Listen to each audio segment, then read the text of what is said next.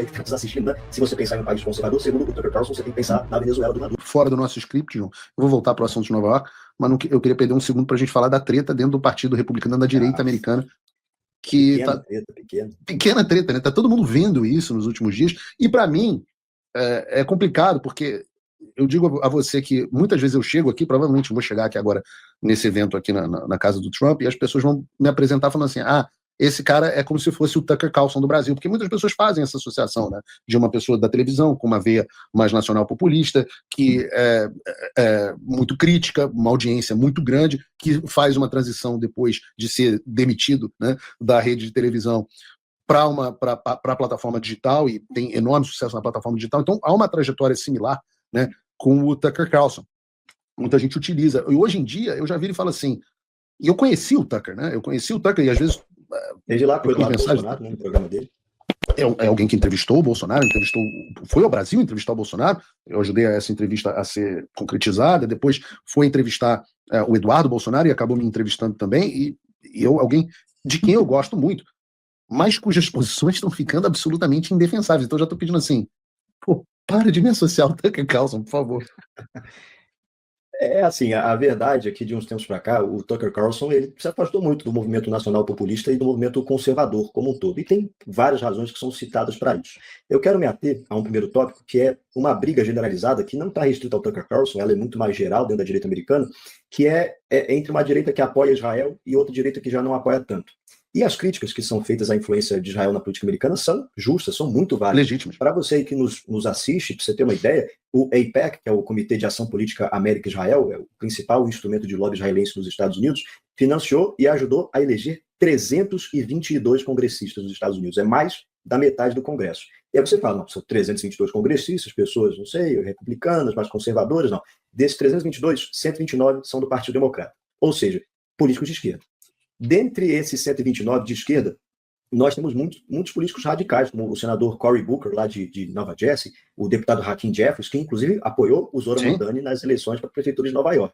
Então a gente tem uma entidade que gastou mais de 70 milhões de dólares financiando campanhas eleitorais nos Estados Unidos, só nas últimas eleições, e que contribui ativamente para a eleição de candidatos que são contrários aos valores americanos, cujo único objetivo é montar um congresso que favoreça votações que envolvam uma nação estrangeira, que é Israel. Então, assim, dá para entender a crítica que é feita à influência de Israel na política americana. E não só na política, na cultura também, né? Vejam. Exato. O domínio Hollywood é completamente dominado.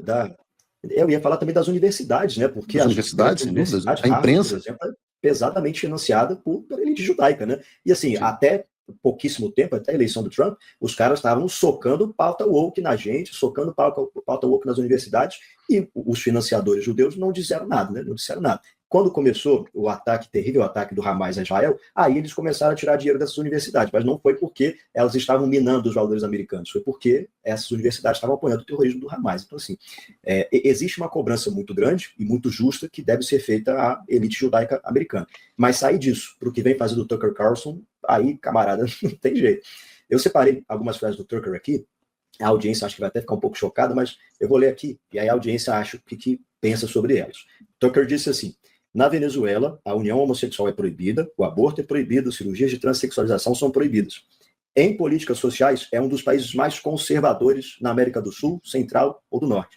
Então, você aí que está nos assistindo, né? Se você pensar em um país conservador, segundo o Tucker Carlson, você tem que pensar na Venezuela do Maduro, que é um grande exemplo do conservadorismo na América do Sul, na América Latina.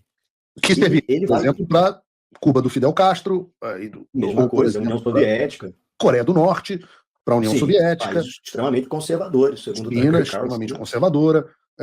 O que mais?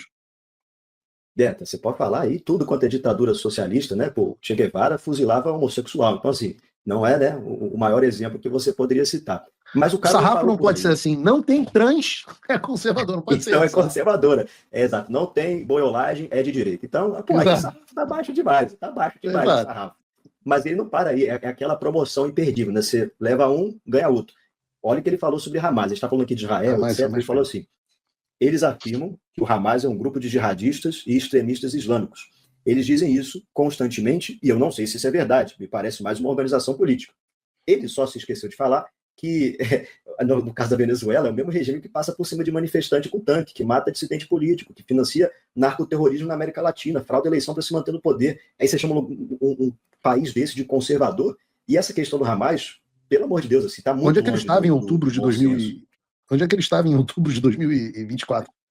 Cara, fica a grande pergunta, porque se, na opinião do Tucker, é uma organização política, o que você vai chamar uma organização como o Hamas, que mata homem, mulher e criança pelo mero fato de ser judeu? Se você for pegar, cara, isso é muito louco, se você for pegar o charter do Hamas, o documento de fundação do Hamas, sim, claro. Os caras estão ali, cara, páginas e páginas falando sobre como é que o objetivo deles é matar judeu, porque eles são judeus. E aí você fala que isso é uma organização política e não terrorista. Então o Tucker ele está indo muito longe. Ele foi para a Rússia, fez vídeo na Rússia elogiando o trabalho do Putin, elogiando a sociedade russa, etc. E o grande ponto assim recente do que aconteceu, porque essas coisas são coisas mais antigas, mas o grande ponto de ignição, digamos assim, dessa briga na direita americana foi que recentemente ele recebeu um cara chamado Nick Fuentes no programa dele. Nick Fuentes é uma das figuras mais abjetas da política. Absolutamente detestável. É o contrário do que era o Charlie Kirk. Para a gente ter uma ideia, né, e o pessoal da audiência que eventualmente não tivesse assistido ao programa do Tucker Carlson, o Nick Fuentes falou ali na frente do Tucker Carlson que ele era fã do Stalin, cara. E o Tucker é um cara que é conhecido por rebater ali na hora, não fazer perguntas fáceis. E ele fala que é fã do Stalin e o Tucker deixa passar. Esse mesmo Nick Fuentes já disse que o Hitler era um cara bacana, que ele estava certo, que o Holocausto nunca aconteceu, que ele não quer viver perto de pessoas negras, que a maioria das pessoas negras tem que ser presas, que muitas mulheres gostariam de ser estupradas e várias outras coisas nesse mesmo sentido.